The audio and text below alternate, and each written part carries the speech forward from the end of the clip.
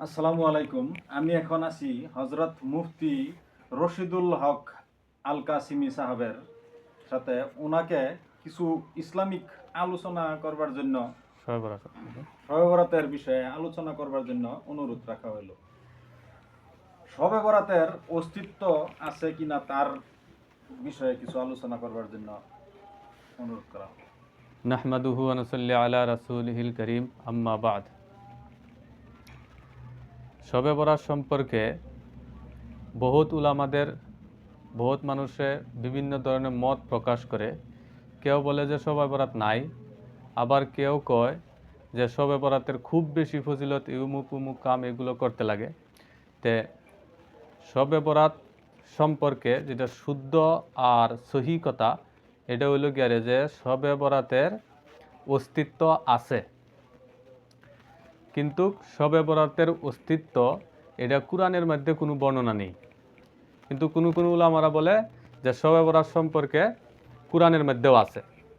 কোরআনের মধ্যে সূরা দুখান আয়াত নম্বর 1 থেকে নিয়ে 4 পর্যন্ত তারা এই আয়াত থেকে ইস্তেদলাল করে, যেমন হামিম ওয়াল কিতাবিল মুবিন ইন্না আনজালনাহু ফি লাইলাতিন মুবারাকাতিন ইন্না কুন্না মুনজিরিন ফিহা ইউফরাকু কুল্লু আমরিন হাকিম। সূরা দুখান এই আয়াতের মধ্যে কোনো কোনো উলামারা বলেছেন যে এই যে আনজালনাহু ফি লাইলাতিন মুবারাকাতিন বা বরকতময় রাত, এই রাত সম্পর্কে তারা বলে যে এটা শবে বরাতের রাত।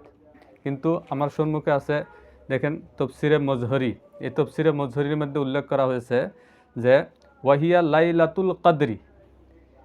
এই কোরআনের মধ্যে যে বলা হয়েছে ইন্না আনজালনাহু ফি লাইলাতিন মুবারাকাতিন, এই লাইলায় মুবারক বা বরকতময় রাত, এই রাত সম্পর্কে বলা হয়েছে এই রাতটা হলো শবে কদরের রাত। ওয়ামা কিলা ইন্নাহা লাইলাতুন নিসফি মিন শাবানা ফালাইসা বিশাইইন। যারা বলেছেন যে এই রাত হইল গিয়া শবে বরাতের রাত, লাইলাতুন নিসফি মিনা শাবান, শবে বরাতের রাত, তে এটা এই কথাটা কিন্তু শুদ্ধ নয়।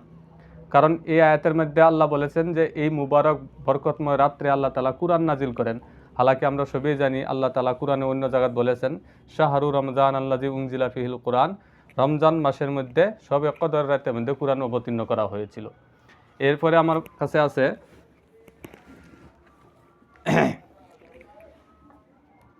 তফসির ইবনে কাসির। এই আয়াতের তফসিরের মধ্যে বলা হয়েছে শাহরু রমজান, এই আয়াতের হিয়া লাইলাতুল কদরি। এই আয়াতের মধ্যে বলা হয়েছে যে বরকতময় রাত, এই রাত দেওয়ার অর্থ হলো গেরা যে শবে কদরের রাত, শবে বরাতের রাত নাই। অর্থাৎ কুরআনের করিমের মধ্যে বা সূরা দুখানের মধ্যে যে মানুষরা বলে যে শবে বরাতের সম্পর্কে উল্লেখ আছে, এই কথাটা কিন্তু শুদ্ধ নয়। ফাইন্না নাসা, কোনো কোনো উলামারা মুফাসসিরিনরা বলেছেন যে কোরআনে আছে, এই আয়াত থেকে তারা ইস্তেদলাল করেছেন যেটা শবে বরাতের রাত, যেমন ইকরামা। কিন্তু এই সম্পর্কে বলা হয়েছে যে তাদের ইস্তেদলালটা কিন্তু, তাদের দলিলটা, প্রমাণটা কিন্তু অত শুদ্ধ নয়। ফাইন্না নাসাল কুরআনি আন্নাহা ফি রমজানা, কারণ এই আয়াতের মধ্যে উল্লেখ আছে যে এটা শবে কদরের রাত, শবে বরাতের রাত না। কারণ এই রাত্রে কুরআন নাজিল করা হয়েছে অন্য আয়াতের মধ্যে, কুরআনের মধ্যে এটা নস আছে, এটা শুদ্ধ করে স্পষ্টভাবে বর্ণনা আছে। কিন্তু হাদিসের মধ্যে শবে বরাত সম্পর্কে কিন্তু উল্লেখ আছে। যেমন আমার সম্মুখে আছে তিরমিজি শরীফের হাদিসের মধ্যে উল্লেখ আছে যে হাদিস নম্বর হলো 730। এই হাদিসের মধ্যে বলা হয়েছে যে আন আয়েশা রাদিয়াল্লাহু তাআলা আনহা কালাত ফাকাতু রাসূলুল্লাহ সাল্লাল্লাহু আলাইহি ওয়াসাল্লামা লাইলাতান।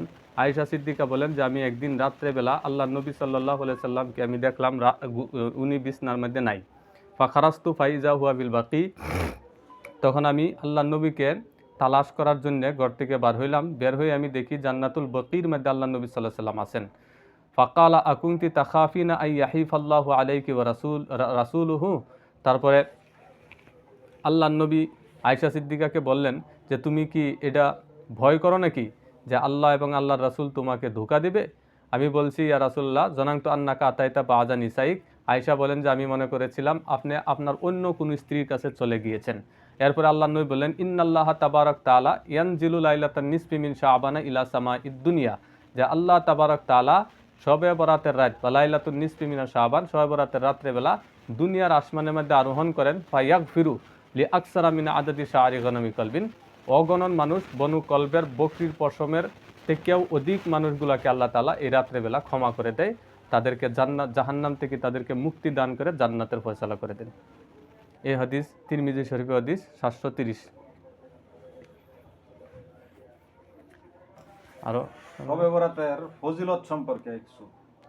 ফজিলত সম্পর্কে এই তিরমিজি শরীফে এই হাদিসটির মধ্যে আছে, আল্লাহ রাব্বুল আলামিন এই রাত্রে বেলা 7 আসমানের উপর থেকে, 7 আসমান থেকে বা আরশের থেকে উনি আরোহণ করেন দুনিয়ার আসমানের মধ্যে। কিভাবে আরোহণ করেন, কিভাবে আসেন, এটা আল্লাহ তাবারক তাআলা জানেন। তো এই দুনিয়ার আসমানের মধ্যে আসার পরে আল্লাহ তাবারক তাআলা অগণন মানুষ আল্লাহ তাআলা এই রাত্রেবেলা তারা ক্ষমা করে দেয়।